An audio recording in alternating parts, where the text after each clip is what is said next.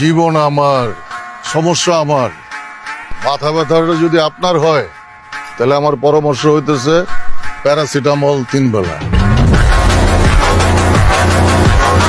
আমি তো নিষ্পাপ, মাসুম, কিচ্ছু করি না, এমন একটা পোলা। তাই পোলা না,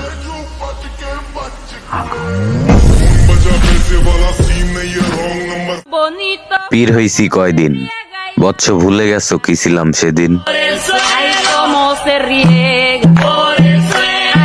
হ্যালো গাইস, কেমন আছেন সবাই? আশা করি সবাই অনেক অনেক ভালো আছেন। বরাবরের মতো আমাদের নতুন আরেকটি ভিডিওতে আপনাকে স্বাগতম। আজকের ভিডিওতে আপনারা দেখবেন সোশ্যাল মিডিয়া সহ বিভিন্ন শর্ট প্ল্যাটফর্ম গুলোতে রাতারাতি ভাইরাল হওয়া অ্যাটিটিউড কিছু ডায়লগ, যে ডায়লগ গুলো ব্যবহার করে বর্তমান জেনারেশনের পোলাপাইনরা এলাকায় ভাব দেখায়। তুমি আমারে দেখো, আমি কোনো মাইয়া মুইয়ার ভিতরে আমি নাই। পোলা মানুষ জীবনে বিদেশ যাবো, টাকা পয়সা কামাইবো, মায়া মানুষ এমনি ফুরফুরে চলে যাইব। ওই সকালে নাস্তার পর একটা, দুপুরে একটা, খাওয়ার পর আর রাইতে ডিনারের পর একটা টান্না দিলে কেমন জানি লাগে, মানে কি জানি খাই নাই, অস্থির অস্থির লাগে। সুতরাং গাইস, আমাদের সাথে আপনিও অ্যাটিটিউড কাকে বলে, কত প্রকার ও কি কি সবকিছু একসাথে জানতে আজকের ভিডিওটি সম্পূর্ণ দেখার অনুরোধ রইল। কেননা শেষে এমন কিছু ডায়লগ রয়েছে যা আপনার রক্ত গরম করে দেবে। জাগ্গা পোলা পাইন জিত করলে বাদশা, আর মাইয়ারা জিত করলে ওই জগে পানি দে। আর হ্যাঁ গাইস, ভিডিও শুরুর আগে যারা এখনো আমাদের চ্যানেলটি সাবস্ক্রাইব করেননি তারা অবশ্যই সাবস্ক্রাইব করে পাশের বেল বাটনে ক্লিক দিয়ে রাখবেন। ধন্যবাদ। সো গাইস, লিস্টের শুরুতেই দেখবেন অ্যাটিটিউড কিং পাশা ভাইয়ের ভালোবাসার অলিগলি নাটকের রক্ত গরম করা একটি ডায়লগ। আমার কাছে যে মেশিন আছে ওটি করলাম অবৈধ না, লাইসেন্স করা, আইন কানুনও জানি, সবসময় বাইর করানো যায় না। আর যদি বাইর করে ফলায়, লাশ না ফলায় কিন্তু।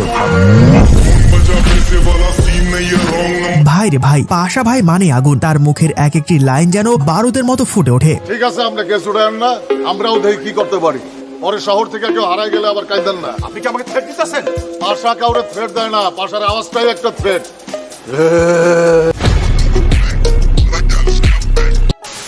তো যাই হোক গাইস, এর পর দেখবেন মোশাররফ করিমের লাইলি মজনুর প্রেমের হাট নাটকের মারাত্মক একটি ডায়লগ। ওই মেশিন কই পাওয়া যাবে রে?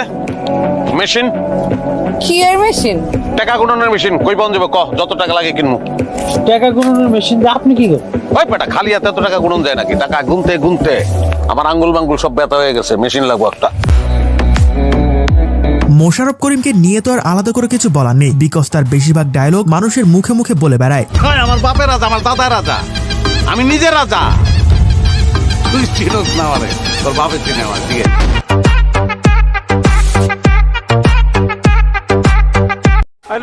সো গাইজ, এর পরে রয়েছে নারায়ণগঞ্জের কিং শামীম ওসমানের স্টেজ কাঁপানো রক্ত গরম করা একটি ডায়লগ।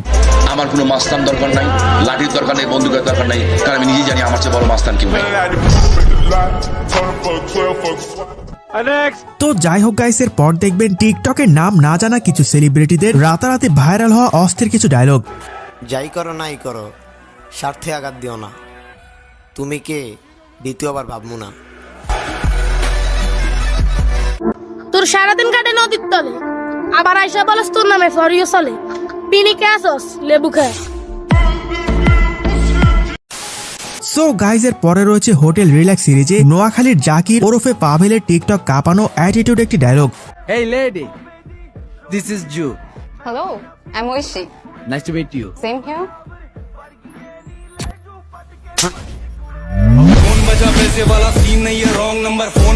ভাবতেই অবাক লাগে, একসময় যে শুধু একটি টিভি শোতে স্ট্যান্ড আপ কমেডি করতো, আজ তার এক একটি নাটকের ডায়লগ বাংলাদেশ কাঁপাচ্ছে। আপনার জন কইলাম আমি যে হোটেল রুমটাই কিনালামু, তোর আপনার বুঝা দরকার ছিল না যে আমি কে? আমি জনি সরকার, আমার নামটাই চাই না রে, ঠিক আছে? তো যাই হোক গাইস, এর পর দেখবেন ওমর অন ফায়ারের টিকটকের ফরেউতে ঝড় তুলে দেওয়া মারাত্মক কিছু ডায়লগ। যদি 2023 সালে আমার ব্যবহারে কেউ কোনো কষ্ট পেয়ে থাকেন, তাইলে 2024 সালে তারা আমার থেকে একটু দূরেই থাকেন, কারণ সাল বদলাবে, আমি না। অভাবের সময় অপমান গায়ে লাগাইতে নাই, তাই চুপচাপ সহ্য করতেছি। একবার কাটতে দেও অভাব, অনেক ভয়ঙ্কর হইব এই অপমানের জবাব। সো গাইজ এর পরে রয়েছে পলাশ ওরফে কাবিলার নেট দুনিয়ায় রাতারাতি ভাইরাল হওয়া দই নাটকের অ্যাটিটিউড একটি ডায়লগ। তুই একটা মেয়েকে প্রপোজ করছিস, ওই মেয়ে তোকে রিজেক্ট করবে, আবার প্রপোজ করবি, আবার রিজেক্ট করবে, আবার প্রপোজ করবি, আবার রিজেক্ট করবে। এরকম করতে করতে তুই প্রপোজ করতেই থাকবি আর ওর তোকে রিজেক্ট করতেই থাকবে।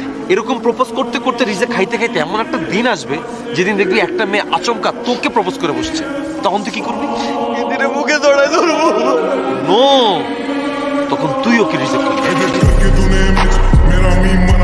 আসলে কাবিলা মানে আগুন। তার বেশিরভাগ ডায়লগ বর্তমান জেনারেশনের পোলাপাইনদের মুখে মুখে ঘুরে বেড়ায়। কয়দিন পর নেতা হবি, এখন এত বয়ডর পাইলে চলবো বেটা? কনস্ট্রাকশন বিল্ডিং এ যেটি সাজায় রাখছি এটি দেখলেই তো বেটা নগদে ফিট হয়ে যাবে। তো যাই হোক গাইস, এর পর দেখবেন কেজিএফ চ্যাপ্টার 2-এ ইয়াসের সারা বিশ্বে ঝড় তুলে দেওয়া মারাত্মক একটি dialogue. Violence violence violence, I don't like it, I avoid, but violence likes me, I can't avoid. So guys এর পরে দেখবেন ছোট পর্দার জনপ্রিয় অভিনেতা নির্জন নাহুইলের টিকটক কাঁপানো অ্যাটিটিউড একটি ডায়লগ। যারা ব্যাক বেঞ্চে বসে না, which means ব্যাক বেঞ্চার্স, ওরা একটা জিনিয়াস। আর ক্লাস তো শুধুমাত্র সিলেবাস কভার করে, ব্যাক বেঞ্চার্সরা পুরো ইউনিভার্স কভার করে। আর পৃথিবীতে যত বড় বড় জিনিয়াস আছে না, সবগুলাই back benchers. Anyway guys, back bencher পোলাপাইনরা কমেন্টে আওয়াজ দিয়ে যাবেন। তো চলুন নির্জনের আরেকটি মারাত্মক ডায়লগ দেখে আসি। গুরু, তুই কিন্তু খুব বেশি বার বাড়তেছিস। প্রথম শব্দে গুরু বললি, সেকেন্ড শব্দে তুই বলে সম্বোধন করতেছিস। রেসপেক্ট করবি না ইনসাল্ট করবি আগে ডিসাইড কর। আই গেস তুই রেসপেক্ট করবি, কারণ ইনসাল্ট করার রাইট তোর আমি দেই। তো যাই হোক গাইস, এর পর দেখবেন সোশ্যাল মিডিয়ার জনপ্রিয় content creator emotional man Liton ভাইয়ের অস্থির কিছু ডায়লগ। আমার বাবা আমার গর্ব না হলেও আমি কিন্তু আমার বাবার গর্ব হয়েছি। তোমরা বাবার হোটেলে খেয়ে দিন পার করলেও আমি কিন্তু নিজের টাকায় আমার বাবার নামে হোটেল লিখে দিয়েছি। শিয়াল অনেক চালাক হওয়া সত্ত্বেও মানুষ কুকুর পোষে, কারণ জীবন চলার পথে চালাক নয়, বিশ্বস্ততার প্রয়োজন। তো যাই হোক গাইস, সর্বশেষ এখন দেখবেন টিকটক কাঁপানো সেলিব্রিটিদের রাতারাতি ভাইরাল হওয়া অ্যাটিটিউড কিছু ডায়লগ। কাকে খুঁজতেছো? আমাকে? আমি তো হারিয়ে গেছি প্রতিষ্ঠিত হওয়ার শহরে। বাপের হালাল টাকা খায়া বড় হয়েছি, একটু জমিদারি ভাব তো থাকবেই। সো গাইজ, আজকে এই পর্যন্তই। দেখা হচ্ছে পরবর্তী কোনো ভিডিওতে নতুন কিছু নিয়ে। এতক্ষণ সাথে থাকার জন্য ধন্যবাদ।